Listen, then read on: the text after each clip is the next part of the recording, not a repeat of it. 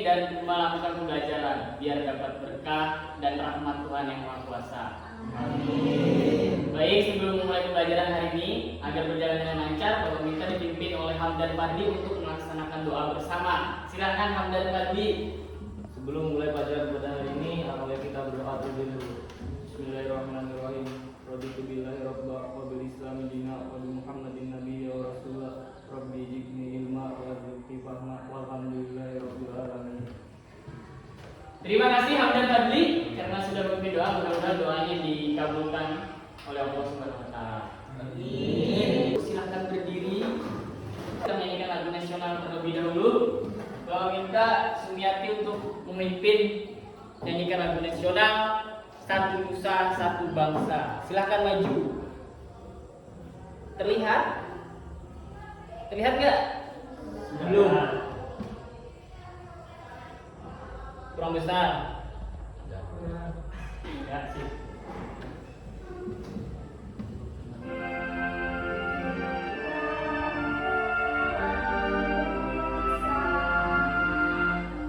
Satu Nusa, satu bangsa, satu bahasa kita.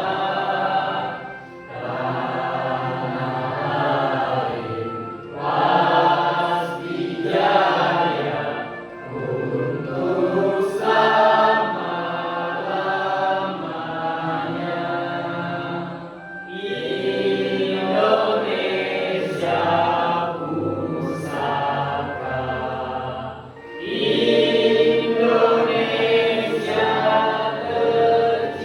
tercinta,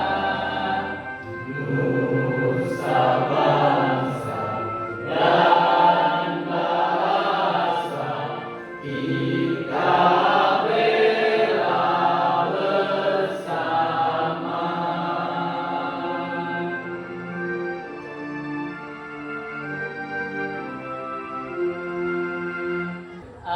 Sebelum mulai belajar, Bapak akan mengecek kehadiran terlebih dahulu. Siapa yang tidak hadir hari ini? Ini sepertinya ada ya. Siapa? Yugipli. Terus? Eka. Eka kemana kita? Sakit, Pak. Sakit. Jul? Jul kemana? Izin Pak. Izin ke rumahnya Opa. Iya. Zul kan dengan Yupi. Iya kan? Kayak Zul mungkin lagi nganter neneknya atau siapa gitu ya. Belum tahu ya kabarnya kemana. Mudah-mudahan ya kegiatan Zul bisa dilancarkan Allah Subhanahu wa taala gitu kan. Kemudian si Eka disembuhkan dari sakitnya. Baik, mengecek kehadiran sudah, Bapak akan mengecek kerapian kalian terlebih dahulu. Silahkan balik kanan.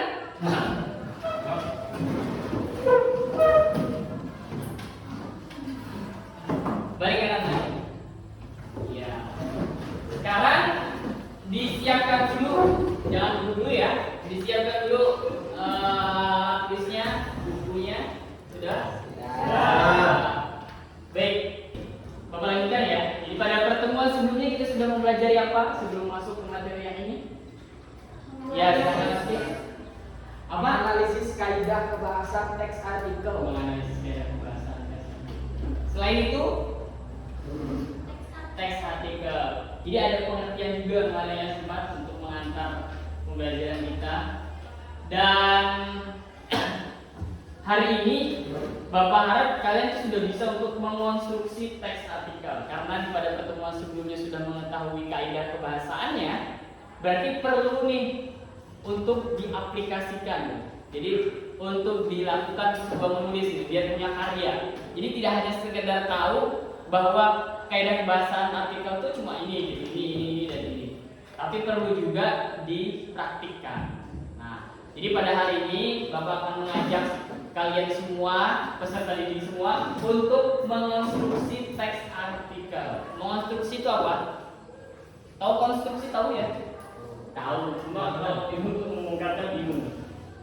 Membangun gitu ya. Jadi dari awal, jadi dari dasarnya. Jadi kayak orang membangun rumah itu dari fondasinya gitu. Jadi sudah disiapkan dari sekarang. Makanya Bapak menyiapkan nanti ada media-medianya yang perlu digunakan untuk membantu kalian membuat teks artikel. Nanti akan dilakukan secara berkelompok, kemudian itu juga bertahap. Jadi tidak langsung berkelompok, langsung berdiskusi enggak. Jadi bertahap. Pertama Bapak minta untuk menentukan topik. Nanti akan Bapak beri waktu 1 menit. Cepat-cepatan nih. Bapak tampilkan video terus oh ini kira-kira topik yang cocok. Yang cocok lagi. Yang cocok apa? Menentukan topik gitu. Jadi topik yang tepat itu apa itu? Kemudian mengumpulkan data berdasarkan fakta-fakta yang sudah Bapak tampilkan nanti di atas. Setelah itu fakta-fakta tadi dikembangkan ke dalam sebuah opini kalian.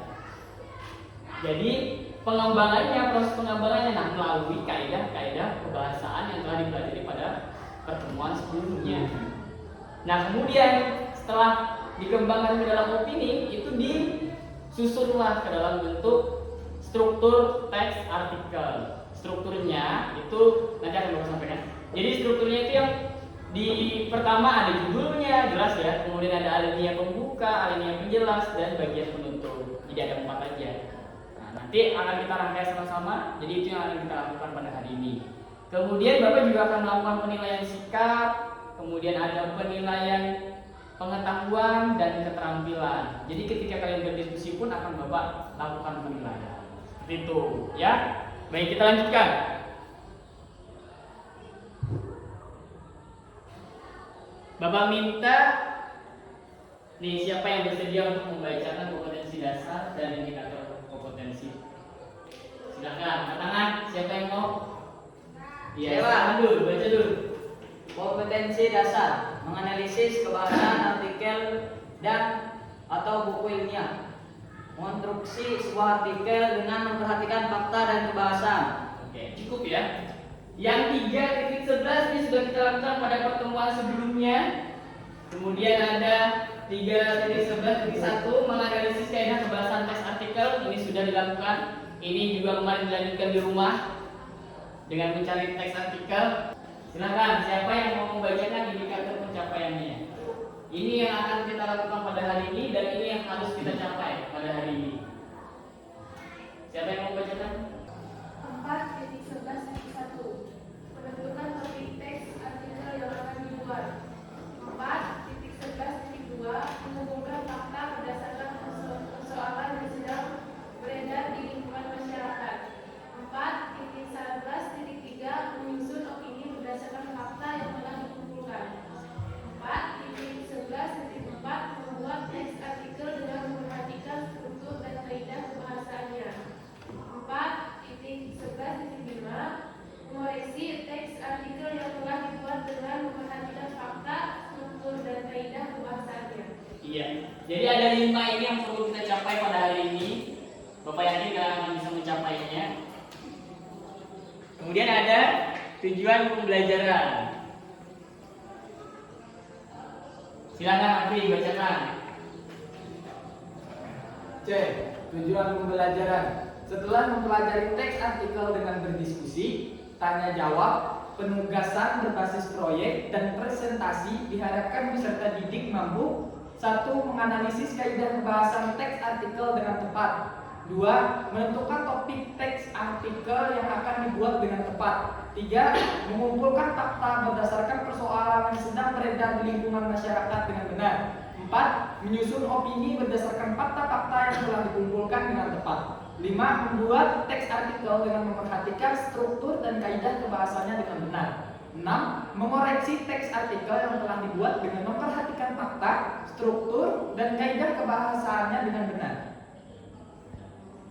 Sudah ya? Terima kasih Afid. Jadi ini sesuai dengan yang Bapak sampaikan di awal tadi. Materi kita pada hari ini cakupannya ya ini.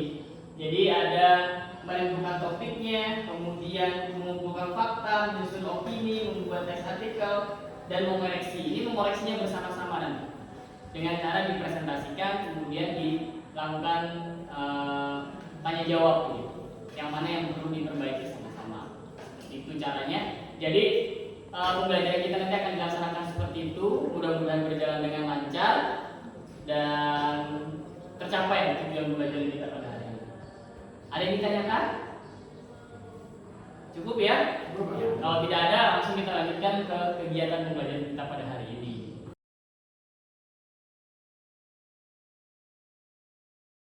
Baik, peserta didik, kita akan melanjutkan pembelajaran kita. Nah, Bapak akan menyampaikan sedikit materi terkait dengan pengonstruksi. Jadi pertemuan sebelumnya juga ini sudah dibahas pengertian artikel. Sekarang Bapak minta untuk dibahas lagi biar lebih mantap ya.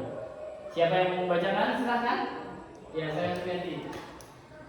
Artikel merupakan jenis tulisan yang berisi pendapat, gagasan, pikiran, atau kritik terhadap persoalan yang dikembangkan di masyarakat. Biasanya ditulis dengan bahasa ilmiah populer. Intinya, artikel opini adalah tulisan yang berisi pendapat penulis tentang data, fakta, fenomena, atau kejadian tertentu dengan maksud dimuat di surat kabar atau majalah.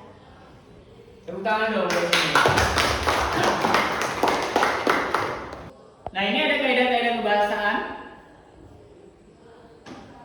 Kaidah kebahasaannya yang pertama ada penggunaan istilah. Jadi istilah-istilah yang berkaitan dengan permasalahan yang kalian bahas, topiknya. Nah, itu yang dimunculkan di dalam sebuah teks artikel. Silakan baca, Apri. Mengurangi berat badan, penumpukan lemak di perut bisa membuat tekanan otot pembatas antara perut dan esofagus semakin besar. Stop. Nah, jadi istilahnya yang mana? Esofagus. Esofagus. Karena ada di dalam bidang itu aja gitu ya. Topik yang dibahas itu aja. Gak mungkin dong kita membahas esofagus ketika kita berbicara tentang bencana alam, kan nggak nyambung gitu kan. Lanjut. Nah, ini ada kaidah kebahasaan selanjutnya, yaitu penggunaan kata kerja mental. Bukan mental tapi mental. Mental itu begini, mental. Tapi kalau ini mental ini berarti berkaitan dengan kejiwaan gitu ya. Silakan baca, Erti. Asam lambung naik atau asid reflux bisa terjadi kapan saja dan menyebabkan rasa tidak nyaman di ulu hati hingga tenggorokan. So. Kemudian ada penggunaan kata rujukan. Rujukan tahu ya? Tahu dong. Hamdan baca. Fakta-fakta yang menunjukkan kesenjangan gender pada bidang pendidikan tampak pada proses pembelajaran di sekolah kurang. Siswa laki-laki selalu ditempatkan dalam posisi yang lebih menentukan. Menurut laporan yang dikeluarkan tanggal 20 Juli 2020 yang lalu, vaksin ini telah sukses melewati uji coba klinis tahap 1 dan 2. Berdasarkan penelitian-penelitian, program kesetaraan gender melalui sekolah memberikan dampak yang signifikan dalam penelusuran bias gender di masyarakat. Dari 3 contoh ini, terima kasih Anda. Dari 3 contoh ini ada kata yang menunjukkan bahwa itu adalah kata rujukan. Ayo, yang mana Ayo? Contoh pertama. Menunjukkan, Rujukan. Contoh kedua. menurut, Contoh ketiga. berdasarkan. Iya, bagus. Tepuk tangan dong karena sudah dibahas. Yang keenam ada konjungsi memperkuat argumentasi. Kalau memperkuat, ini contohnya. Silakan baca, Barni.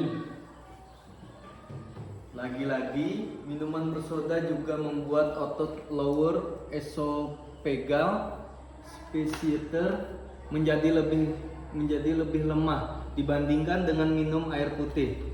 Tidak hanya itu, otot lower esophageal sphincter antara esofagus dan perut juga semakin tidak bisa menutup rapat. Nah, ini struktur teks artikel. Jadi nanti kalian akan menyusunnya ini menjadi seperti ini. Pertama judulnya, kemudian alinea pembuka, alinea penjelas, dan penutup. Nah, sekarang ayo kita coba menulis. Bapak akan membagikan lembar kerja kepada kalian, tapi sebelumnya Bapak minta untuk berkelompok agar bisa mengumpulkan gagasan lebih banyak lagi. Jadi merangkai argumennya lebih nyaman lagi. Silakan. Ini ada berapa orang? 1, 2, 3, 4, 5, 6, 7, 8, 9, 10, 11, 12, 13, 14, 15, 16, 17, 18. 6 cukup nggak 3 kelompok?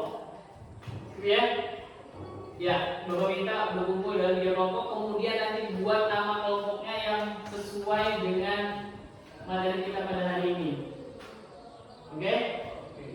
Silakan kumpul ke kelompoknya, berdiri. Di sini ada kelompok pertama, kedua, dan ketiga. Silakan.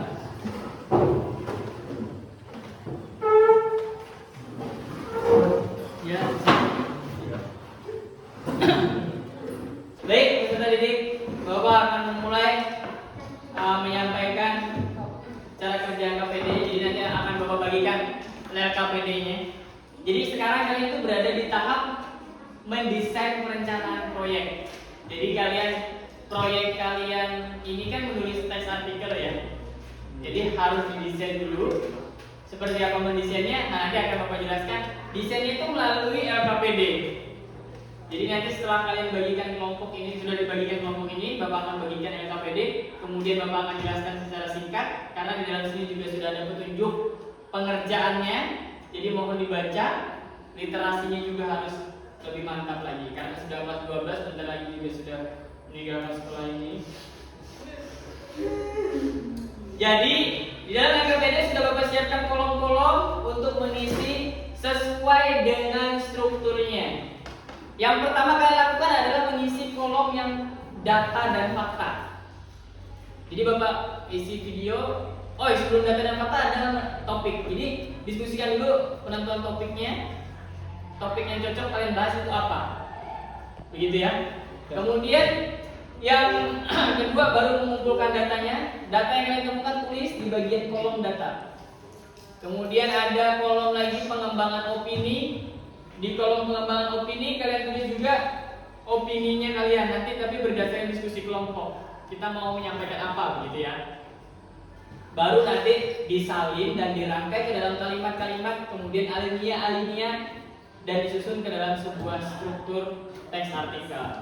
Jadi dari artikelnya. Gampang kan ngomongnya? Gampang. Ngomongnya. Jadi kan lebih mudah, jadi lebih tertata gitu. Selanjutnya, sini Bapak bagikan dulu. Ini untuk kelompok adverbia. Ini kelompok retoris. Dan ini kelompok kausalitas.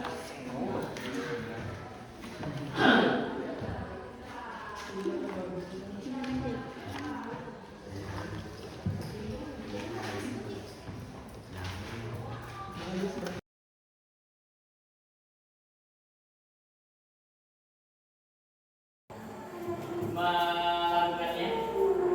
Pertama, menentukan topik. Bapak beri waktu 2 menit, cukup pasti. Karena menentukan ini kan kayak setelah nonton video, wah ini kan sudah terpikir nih mau berbicara apa di artikel kalian, gitu ya. Kemudian Bapak beri waktu 8 menit untuk mengumpulkan data. Jadi videonya bisa kalian stop melalui, bisa kalian jeda-jeda begitu, untuk menulis data apa saja yang pantas dimasukkan dalam artikel kalian nanti. Karena di situ nanti akan banyak data, jadi perlu menggunakan smartphone kalian juga. Kan tautannya sudah Bapak bagikan juga tuh. Setelah itu Bapak beri waktu 15 menit untuk mengembangkan opini kalian, karena ini ada agak lama. Jadi 15 menit untuk mengembangkan opini, kemudian menyalinnya ke dalam sebuah struktur dan disusun merangkainya menjadi teks artikel. Bapak waktu hanya 10 menit, karena itu tinggal menyalin saja dan mengembangkannya ke dalam, menyusunnya ke dalam sebuah teks artikel. Setelah itu selesai dan langsung dipresentasikan biar bisa dikoreksi sama-sama. Begitu ya? Ya, silakan dimulai. Selamat menyaksikan. Seorang pembantu rumah tangga bernama Sulihah di Jakarta hampir gagal mudik. Sulihah mendapat tiket gratis, tapi karena tak bisa baca, rezekinya hangus sia-sia. Sulihah akhirnya bisa mudik setelah dibantu anak majikannya untuk mencari tiket. Pengalaman Sulihah ini mewakili 3,4 juta orang Indonesia yang masih buta huruf. Tapi tunggu dulu, ada data lain dari sumber berbeda yang ternyata 4 kali lipat lebih besar. Kalau kita buka data, presentasi buta huruf di Indonesia terus turun. Tapi dalam 5 tahun terakhir, total penurunannya hanya sekitar 1,5%. Meski presentasi buta huruf cenderung turun, tingkat literasi di Indonesia ternyata berada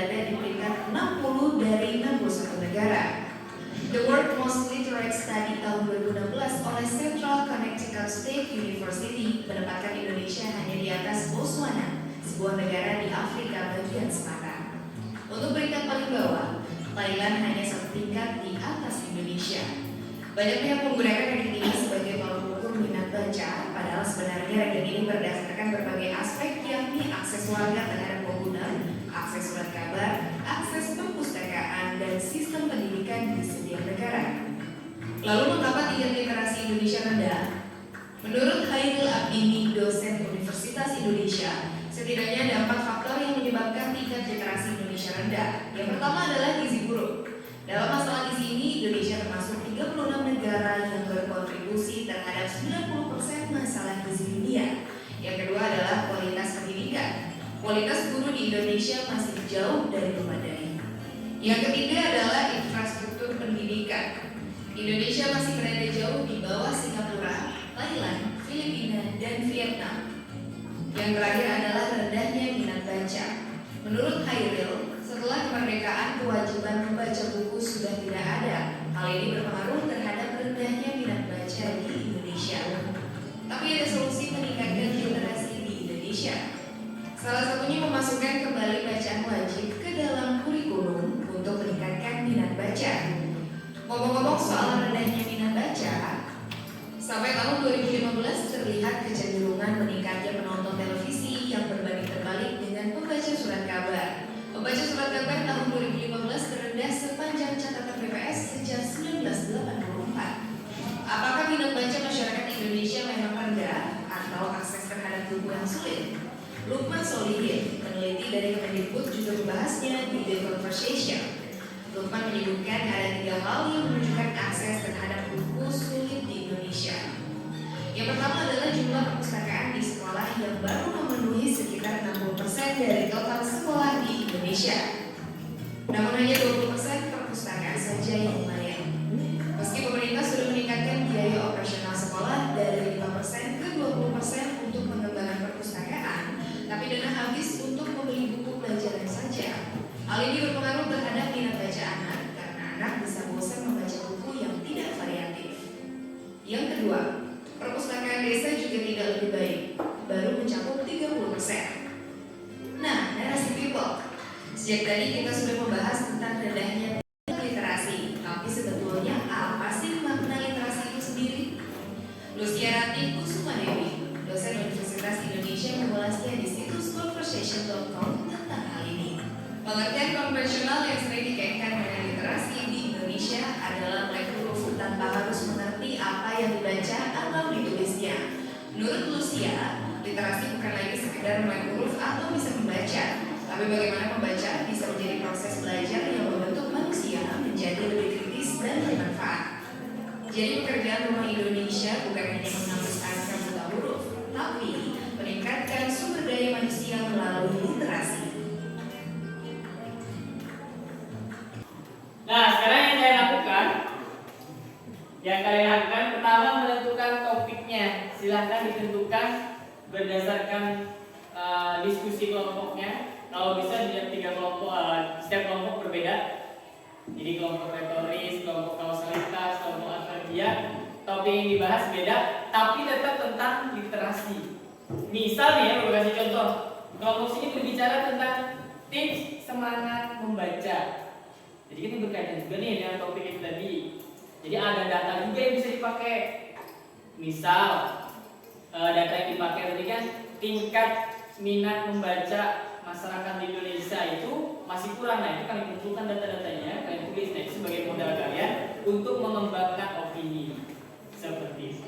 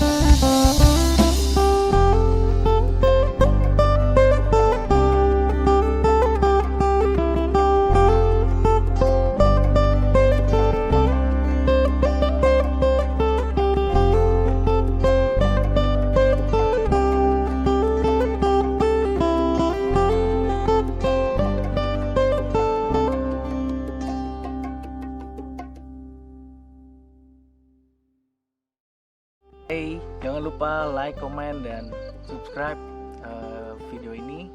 Dan thanks for watching my video.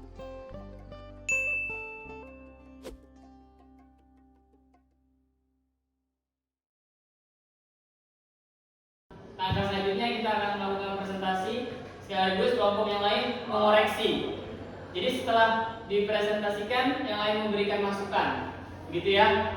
Jadi memberikan masukannya sekaligus mengoreksi hasil kerja mereka. Jadi proyeknya kita koreksi sekalian. Silakan kita mulai dari kelompoknya retoris terlebih dahulu untuk mempresentasikan hasil kerjanya. Tepuk tangan untuk kelompok retoris.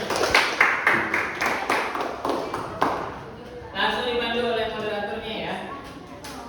Assalamualaikum warahmatullahi wabarakatuh.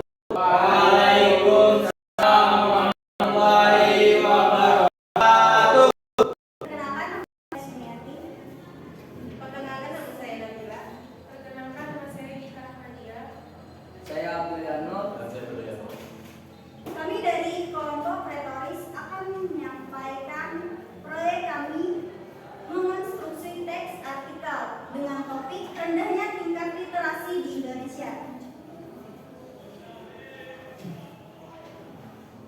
Lanjut. Penyebab literasi Indonesia rendah. Literasi Indonesia rendah salah satu penyebabnya adalah kurangnya infrastruktur pendidikan, listrik dan laboratorium komputer, akses terhadap internet, dan teknologi komunikasi dan informasi. Gizi buruk sangat mengurangi pertumbuhan dan perkembangan pelajar, utamanya sering merasakan lelah dan mengantuk yang menyebabkan anak atau peserta didik menjadi malas dan melakukan minat baca. Rata-rata anak di daerah hanya menempuh pendidikan 6 tahun dan bekerja untuk membantu keuangan keluarganya. Melanjutkan sekolah sehingga mereka kurangnya minat Tempat yang kekurangan minat baca pelajar dikarenakan sekolah kurang menyediakan fasilitas ruang perpustakaan, sehingga pelajar lebih menyukai bermain daripada membaca. Dan minat baca disebabkan oleh pengguna smartphone yang tidak terkontrol. Topik bacaannya kurang menarik bagi pelajar dan tidak sesuai tren. Kemauan membaca yang sangat minim. Dan kelompok Adverbia untuk menjelaskan atau menyampaikan hasil proyek mereka. Waktu dulu disilakan sekarang Monika. Assalamualaikum warahmatullahi wabarakatuh. Waalaikumsalam warahmatullahi wabarakatuh. Perkenalkan, saya Amelia Nurmila sebagai moderator. Saya Muhammad Latif. saya Nurharida. Saya Erti Putriani. Saya Debu dan saya Pauji. Di sini kami akan mempresentasikan proyek kami, yaitu tentang mengkonstruksikan teks artikel dengan tema literasi di Indonesia, dan judulnya adalah tingkat literasi di Indonesia sangat rendah. Ini tips dan solusi agar rajin membaca. Selanjutnya akan disampaikan oleh teman-teman saya. Literasi diartikan sebagai kemampuan membaca dan menulis. Di Indonesia, tingkat literasi sangat rendah karena ada banyak kasus buta huruf di Indonesia. Data buta huruf di Indonesia menurut Mendikbud adalah 2,07% atau 3,4 juta orang. Dan berdasarkan data dari Badan Pusat Statistik, 4 kali lipat lebih besar, yaitu 4,50% atau 11,5 juta orang. Presentasi buta huruf di Indonesia terus turun setiap tahunnya. Tapi dalam waktu 2013 sampai 2017, total penurunannya hanya sekitar 1,5%. Selain itu, menurut The World Most Literate Study tahun 2016, tingkat literasi di Indonesia berada di peringkat 60 dari 61 negara.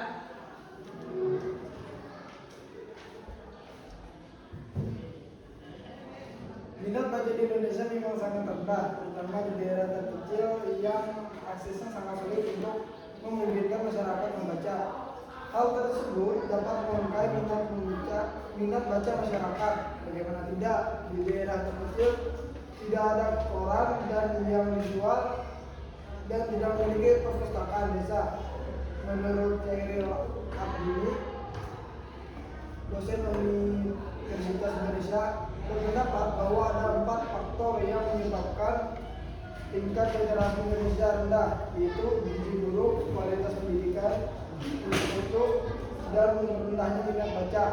Selain itu, menurut Lukman Solin, peneliti Kennedy tersebut juga membahas tentang akses terhadap buku yang sulit di Indonesia, yaitu perpustakaan desa juga tidak lebih baik, yaitu mencakup 30%. Namun daerah modern ini kita dapat membaca berita, novel, dan lainnya melewati telepon pintar.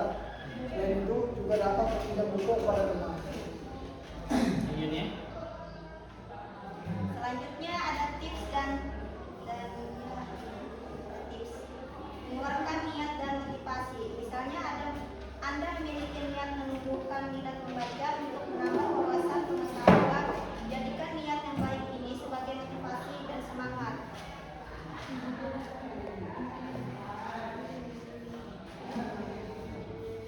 Dua, mulai meminta rekomendasi dan membuat list. 3, membeli buku atau meminjam. 4. Menyisihkan waktu dan durasi membaca. 5. Meningkatkan rasa ingin tahu. 6.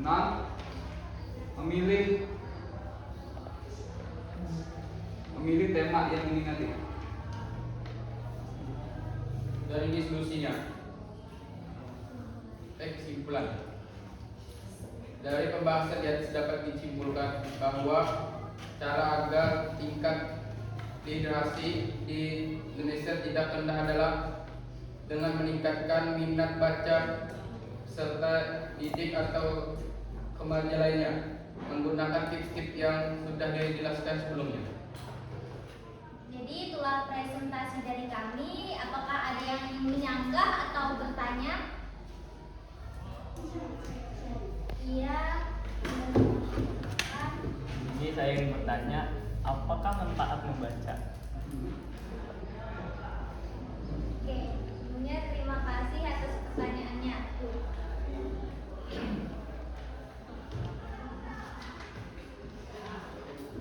Manfaat membaca. Manfaat membaca ada banyak sekali, salah satunya tentunya untuk menambah ilmu pengetahuan.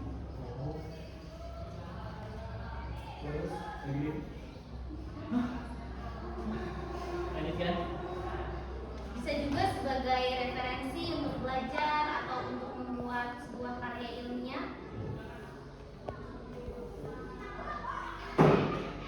Itu saja. Oh, ya. Cukup. Selainnya, apakah ada yang ingin ditanyakan atau yang ingin disanggah? Ini akhirin ya maksudnya. Ya ini. Sekian dari presentasi kami. Terima kasih sudah menyimak. Assalamualaikum warahmatullahi wabarakatuh. Waalaikumsalam warahmatullahi wabarakatuh. Bukan untuk ya. Baik, peserta didik sekalian, karena tadi sudah berdiskusi, silakan kumpulkan lembaga peserta didiknya ke depan. Oke. Ini kelompok apa nih? Kausalitas. Ini kelompok retoris. Sudah ditulis namanya ya? Sudah. Bagus. Terima kasih. Bapak kelaskan gitu ya, yang layak dan artikelnya yang terbaik gitu dari 3 kelompok ini. Bapak simpulkan ada kelompok pengambilan datanya ya. Kalau pengambilan data kelompok retoris sudah yang paling luar biasa. Tapi untuk keutuhan dari sebuah artikel, teks artikel, kelompok acerbiala yang terbaik. Nah, kalau kelompok kausalitas masih belum nampak, tapi di dalam diskusi sudah melaksanakan dengan baik, cermat juga memberikan sebuah masukan atau memberikan sanggahan. Bagus. Bukan dong.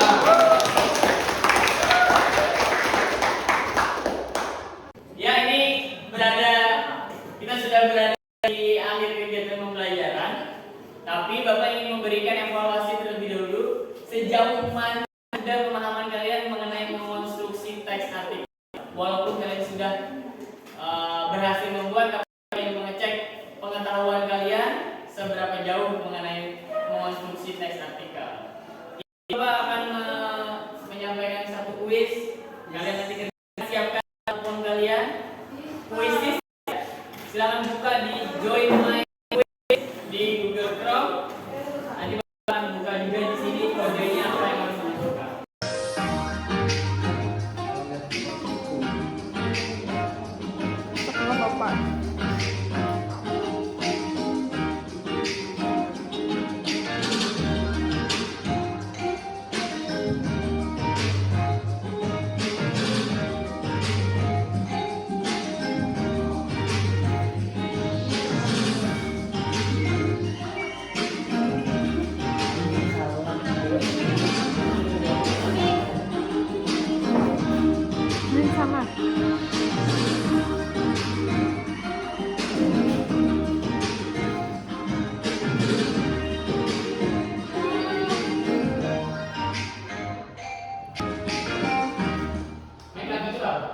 Nah, ini hasilnya ya.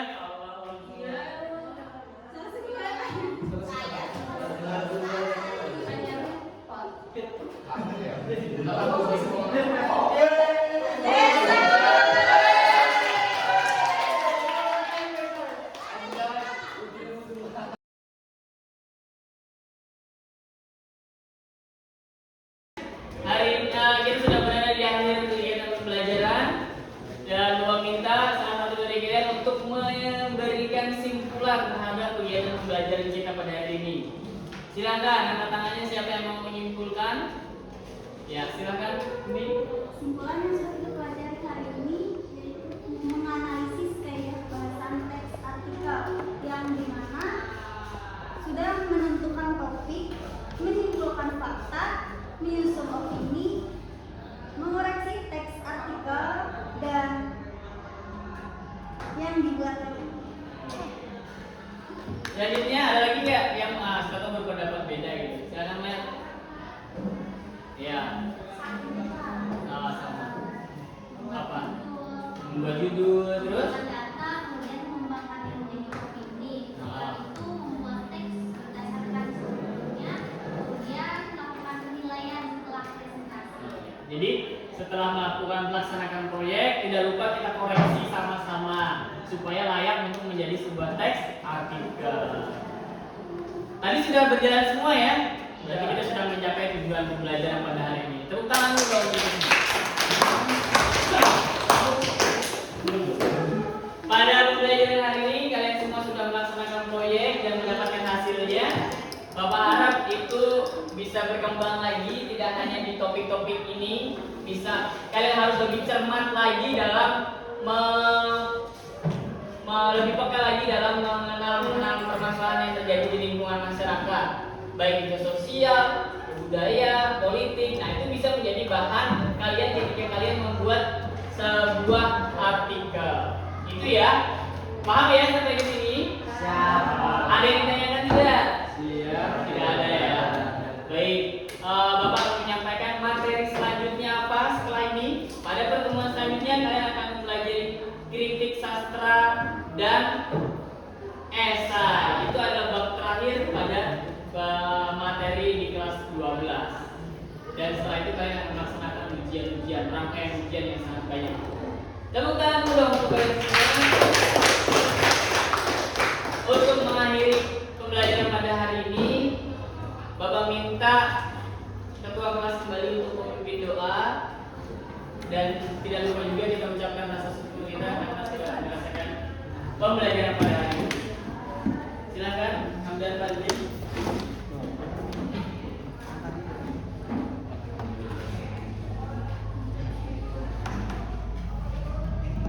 Untuk mengakhiri pembelajaran pada hari ini, mari kita bersama-sama mengucapkan hamdalah. Berdoa juga, silakan. Bismillahirrahmanirrahim.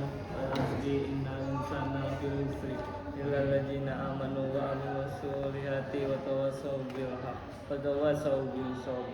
Walhamdulillahirabbil alamin. Terima kasih Hamdan Badri. Bapak akhiri pembelajaran pada hari ini. Mudah-mudahan bermanfaat. Dan sampai bertemu di pembelajaran selanjutnya. Terima kasih. Billahi fisabilillah. Wassalamualaikum warahmatullahi wabarakatuh.